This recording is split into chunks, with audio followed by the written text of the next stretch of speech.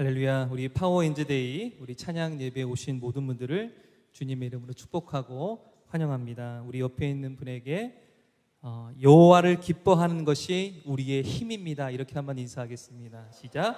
여호와를 기뻐하는 것이 우리의 힘입니다. 네, 잘 오셨습니다. 오늘 우리에게 주시는 하나님의 말씀은 에스겔 47장 1절에서 8절까지의 말씀입니다. 저와 여러분들이 한 절씩 교독하도록 하겠습니다. 그가 나를 데리고 성전 문에 이르시니 성전의 앞면이 동쪽을 향하였는데 그 문지방 밑에서 물이 나와 동쪽으로 흐르다가 성전 오른쪽 제단 남쪽으로 흘러내리더라. 그가 또 나를 데리고 북문으로 나가서 바깥길로 꺾여 동쪽을 향한 바깥문에 이르시기로 본즉 물이 그 오른쪽으로 스며 나오더라. 그 사람이 손에 줄을 잡고 동쪽으로 나아가며 천척을 측량한 후에 내가 그 물을 건너게 하시니 물이 발목에 오르더니 다시 천척을 측량하고 내게 물을 건너게 하시니 물이 무릎에 오르고 다시 천척을 측량하고 내게 물을 건너게 하시니 물이 허리에 오르고 다시 천척을 측량하시니 물이 내가 건너지 못할 강이 된지라. 그 물이 가득하여 헤엄칠 만한 물이요 사람이 능히 건너지 못할 강이더라. 그가 내게 이르시되 인자야 내가 이것을 보았느냐 하시고 나를 인도하여 강가로 돌아가게 하시기로. 내가 돌아가니 강 좌우편에 나무가 심이 많더라. 다 함께요. 그가 내게 이르시되 이 물이 동쪽으로 향하여 흘러 아라바로 내려가서 바다에 이르리니 이 흘러내리는 물로 그 바다의 물이 되살아 나리라. 아멘. 네, 오늘은 특별한 찬양 예배죠. 찬양하고 기도하는 밤입니다. 오늘의 주제가 뭔 줄 아시죠? 오늘 파워엔즈데이 찬양 예배 주제는 교회입니다. 네, 그래서 우리가 교회에 대한 말씀을 나누기 원하는데요. 네, 기대가 되시죠? 네, 이번 여름 북아프리카 티국으로 해외 선교를 다녀온 형제가 있습니다. 그 형제의 간증을 제가 잠시 읽어드리겠습니다. 선교의 마지막 일정 때에 다녀온 사하라 사막에는 정말 아무것도 없는 모래뿐이었습니다. 그런데 이 아무것도 없는 메마른 땅에 이따금씩 샘이 터져 오르는 날이 있다고 합니다. 그런데 정말 신기한 건 샘이 터져 물이 닿은 그 땅에서는 예쁜 꽃이 펴서 꽃밭이 된다고 합니다. 네, 이 형제가 북아프리카 사막을 다녀와서 기록한 소감문입니다. 아무것도 없는 사막에 꽃밭이 되게 했던 것은 무엇일까요? 샘에서 터져나온 생수입니다. 물은 생명을 잉태하게 하고 물은 아무것도 없는 사막을 꽃밭으로 만드는 것입니다.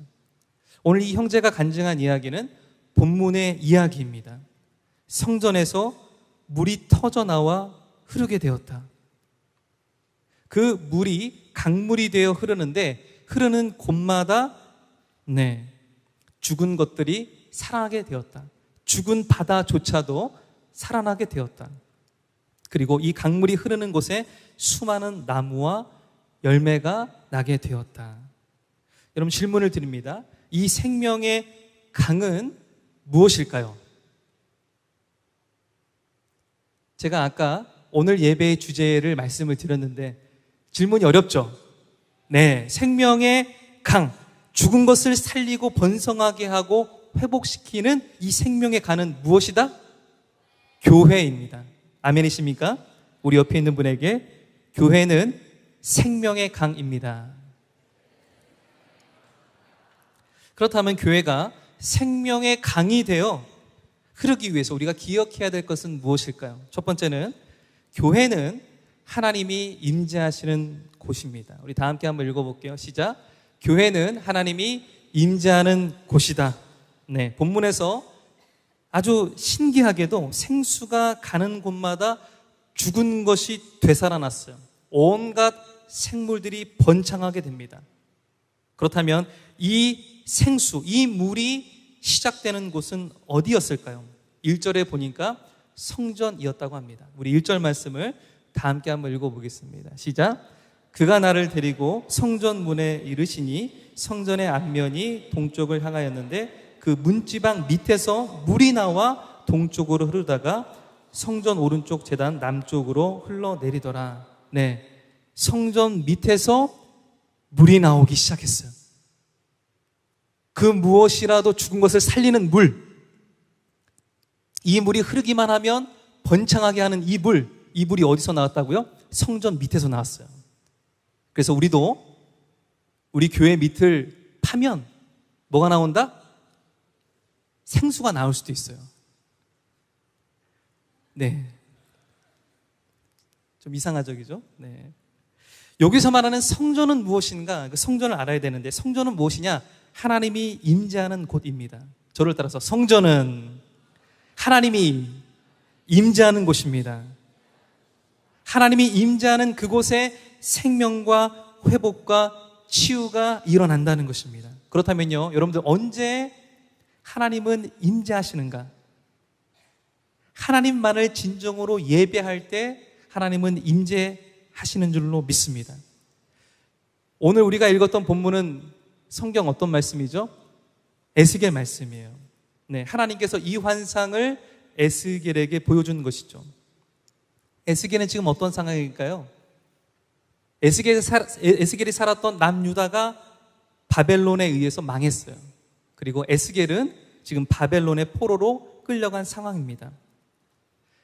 그런 에스겔에게 성전 밑에서 물이 나와 모든 것을 되살리고 번창케 하는 이 환상을 하나님께서 보여주시는 거예요. 에스겔이 이 환상을 보면서 무엇을 생각했을까요? 자기 남유다 선배들의 예배를 생각했을 것입니다.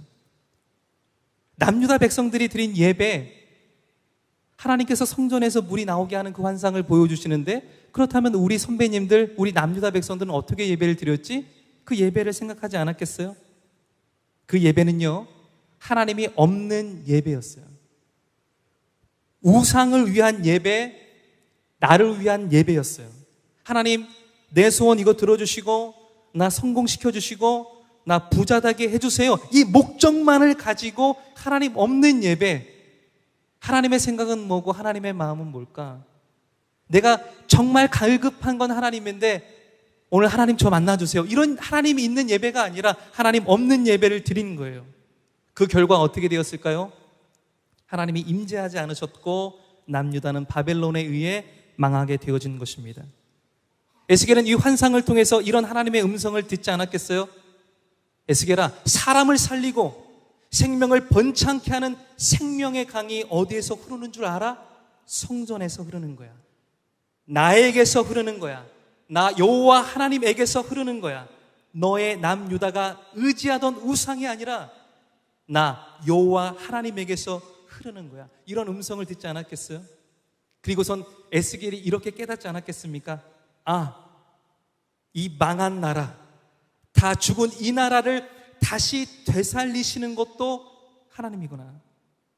나라가 망해 상처와 고통 가운데 있는 이 백성을 치유하고 회복시키시는 분도 하나님이구나. 하나님이 필요하구나. 하나님을 갈망하는 마음으로 예배하지 않았을까요? 교회는 어떤 곳인가? 하나님을 예배하는 자들이 모인 곳인 줄로 믿습니다. 교회는 오직 하나님만을 갈망하며 예배할 때 생명의 강이 되어 흐르게 되는 거예요. 할렐루야. 솔로몬이 성전을 지어 이 성전을 하나님께 드렸을 때 하나님께서 어떠한 약속을 하셨는가? 바로 이 약속을 하시는 거예요. 정말 그런지 역대하 7장 13절에서 14절 말씀을 다 함께 한번 읽어보겠습니다. 시작. 혹 내가 하늘을 닫고 비를 내리지 아니하거나 혹 맥두기들에게 토산을 먹게 하거나 혹 전염병이 내 백성 가운데에 유행하게 할 때에 내 이름으로 일컫는 내 백성이 그들의 악한 길에서 떠나 스스로 낮추고 기도하여 내 얼굴을 찾으면 내가 하늘에서 듣고 그들의 죄를 사하고 그 땅을 고칠지라. 그 땅을 고칠지라. 하나님은 언제 임재하시는가? 언제 살리고 치유하고 고치시는가? 하나님의 얼굴을 찾으며 예배할 때, 그때 하나님은 임재하시는 줄로 믿습니다. 교회가 교회 되기 위해서 어떻게 해야 할까요? 교회가 생명의 강이 되어서 가는 곳마다 살리고 고치고 치유하기 위해서는 어떻게 될까요? 네, 이곳에 하나님을 갈망하며 하나님의 얼굴을 찾는 예배자들이 있어야 합니다. 그때 하나님은 예배 가운데 임재하시는 줄로 믿습니다. 그리고 교회는 생명의 강이 되어 흐르는 줄로 믿습니다. 우리 옆에 있는 분들과 이렇게 한번 얘기해 볼게요. 예배하는 우리를 통해 하나님은 임재하십니다. 예배하는 우리를 통해 하나님은 임재하십니다. 두 번째, 교회가 생명의 강이 되어 흐르기 위해서 기억해야 할 것은 무엇일까요? 두 번째, 교회는 성령 충만한 사람입니다. 우리 다 함께 한번 읽어볼게요. 시작. 교회는 성령 충만한 사람입니다. 성전 밑에서 시작한 물이 점점 흘러가 강이 되었어요. 하나님께서는 에스겔에게 이 강의 높이를 측량하라고 합니다. 그래서 처음에는 500m 가서 이 물을 측량해 봤더니 어디까지 차게 됐어요? 발목까지 차게 됐어요. 다시 그 이후로 500m를 가서 물의 높이를 체크해 보니까 어디까지 찼어요? 무릎까지 찼어요. 그 다음에 다시 500m를 갔더니 얼마큼 찼어요? 물이? 허리까지 찼어요. 그리고 다시 500m를 가보니까 뭐가 되었어요? 강이 되었어요. 이 성전에서 시작된 생명의 강은 무엇을 의미하는가? 성령 하나님을 의미합니다. 정말 그런지 요한복음 7장 38절과 39절을 다 함께 한번 읽어보겠습니다. 시작. 나를 믿는 자는 성경의 이름과 같이 그 배에서 생수의 강이 흘러나오리라 하시니 이는 그를 믿는 자들이 받을 성령을 가르쳐 말씀하신 것이라. 아멘. 여러분, 생수의 강이 무엇을 의미한다고요? 네, 하나님의 임재를 상징하기도 하지만 성령 하나님을 의미하기도 합니다. 그렇다면 누구에게 성령님이 임하시죠? 말씀해 보니까 예수님을 믿는 사람들에게 성령이 임하게 된대요. 성령이 생수의 강처럼 흘러나오게 된대요. 그렇다면 질문을 드립니다. 여러분들 안에 성령님 계십니까? 네, 아멘 해주셔야 되는데, 네. 누구에게 성령님이 임하신다고요? 예수님을 믿는 사람에게 성령이 임하신다는 거예요. 그러므로 예수님을 믿습니다라고 하는 분에게는 이미 성령님이 계신 거예요. 우리 옆에 있는 분에게 내 안에 성령님 계십니다. 당신 안에 성령님 계십니까? 그런데 문제는 뭐냐면 이 성령을 적당히 받은 분이 있고 충만하게 받은 분이 있다는 거예요. 마치 성전에 수척된 물이 발목에 찬 사람이 있고 무릎까지 찬 사람이 있고 허리까지 찬 사람이 있고 그리고 충만하게 찬 사람이 있는 것처럼 성령을 적당히 받은 분이 있고 성령을 충만히 받은 사람도 있다는 것입니다. 우리 옆에 있는 사람에게 한번 물어보세요. 성령 충만 받았습니까? 궁금하죠? 옆에 있는 분이 성령 충만한 거 아닌가? 제가 알려드릴게요. 성령 충만한지 그렇지 않은지를 알 수 있는 방법은 뭐냐면 나에게 무엇이 나오는지를 보면 압니다. 사람은 누구나 자기 안에 있는 것이 나오게 마련이에요.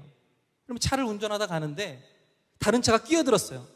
이때 성령 충만한 사람은 어떻게 반응하죠? 주님의 이름으로 축복할 거야! 축복을 해줘요. 차가 끼어들어도 축복을 해줍니다. 그런데 성령을 적당히 받은 사람은 어떻게 돼요? 오늘 너 죽고 나 죽자. 그리고 꼭 따라가는 사람이 있어요.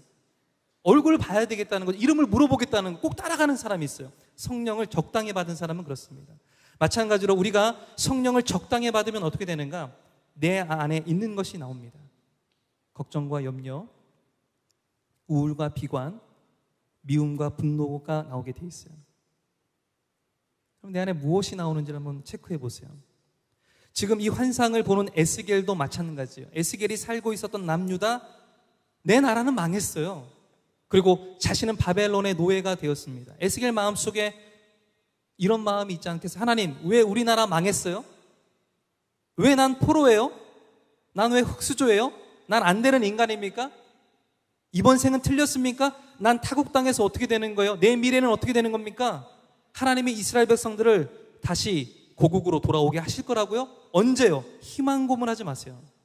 청년 에스겔 안에도 걱정과 염려, 우울과 비관, 이 미움과 분노가 타오르지 않았겠어요? 어떻게 하면 내 안에 이러한 부정한 감정들을 제거할 수 있는가?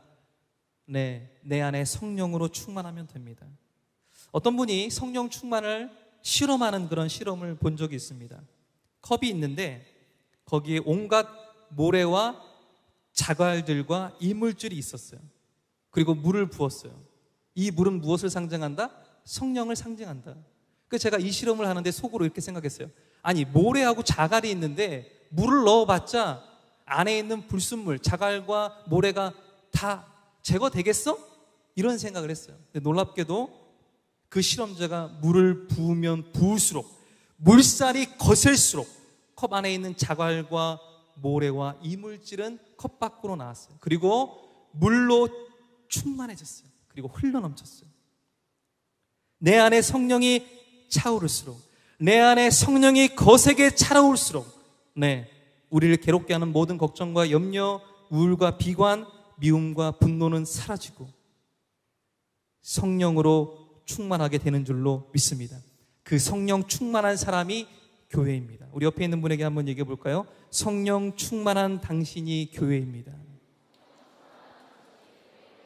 마지막으로, 교회가 생명의 강이 되어 흐르기 위해서 기억해야 할 것은 무엇일까요? 교회는 하나님이 임재하는 곳이며, 교회는 성령 충만한 사람이며, 교회는 낮은 곳으로 향하는 발걸음입니다. 우리 다 함께 한번 읽어보겠습니다. 시작. 교회는 낮은 곳을 향하는 발걸음이다.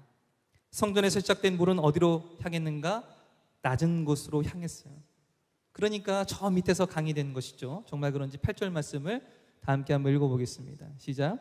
그가 내게 이르시되 이 물이 동쪽으로 향하여 흘러 아라바로 내려가서 바다에 이르니니 물로 그 바다의 물이 되살아나리라. 성전에서 시작된 물은 아라바까지 흘러갔다고 하는데요. 아라바는 어떤 곳인가? 아주 낮은 깊은 지대를 의미하는데 사해가 있는 곳입니다. 여러분, 사해가 무엇이죠? 염분이 너무 가득해서 생물이 살 수 없는 죽음의 바다죠. 근데 놀랍게도 성전에서 시작된 이 물이 가장 낮은 아라바 사해까지 갔는데 그 사해도 되살아났다라고 하는 것입니다.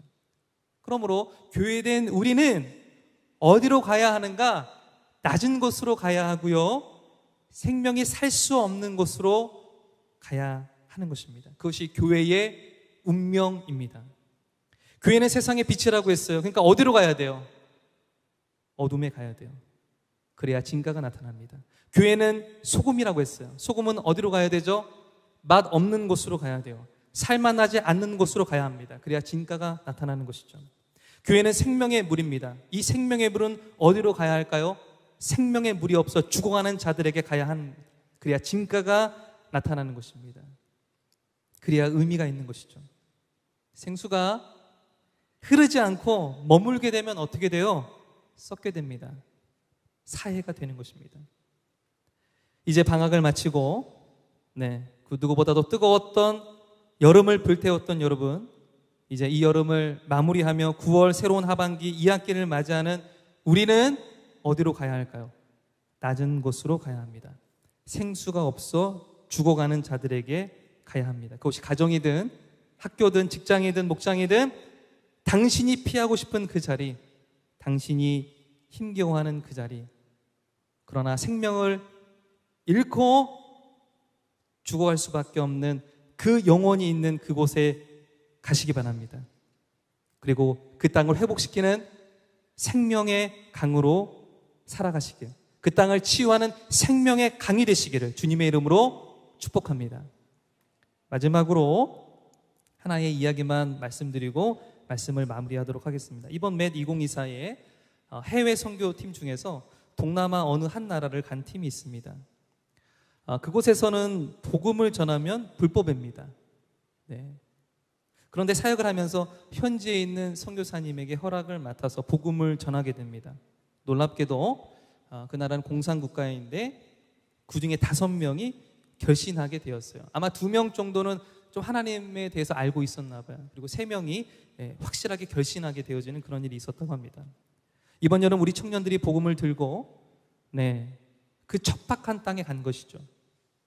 복음을 전하는 것이 불법인 그 땅에 간 거예요. 생수가 없어 죽어가던 그 청년들의 영혼을 살린 것입니다.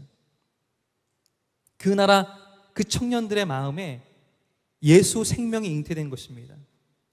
내가 어디로 와서 어디로 갈지 모르는 청년들에게, 내가 누구인지도 모르는 청년들에게 그들의 정체성과 삶과 미래를 회복시킬 수 있는 하나님 아버지를 소개한 것입니다. 이제 새롭게 시작되어지는 2학기의 삶도 쉽지 않겠지만 교회인 여러분 생명의 강이 되어 흐르시기를 주님의 이름으로 축복합니다. 그래서 설교 맨 앞에 말씀드렸던 북아프리카 티국에 선교 갔던 그 형제의 고백처럼 사막과도 같은 곳이 당신을 통해 예쁜 꽃들이 피어나는 꽃밭 되기를 소망합니다. 꽃길을 걸어가는 것을 넘어 가는 곳을 꽃밭으로 만드시는 축복된 인생 되시기를 주님의 이름으로 축복합니다. 우리 옆에 있는 분에게 이렇게 인사 한번 해볼까요? 당신이 가는 곳이 꽃밭이 될 것입니다.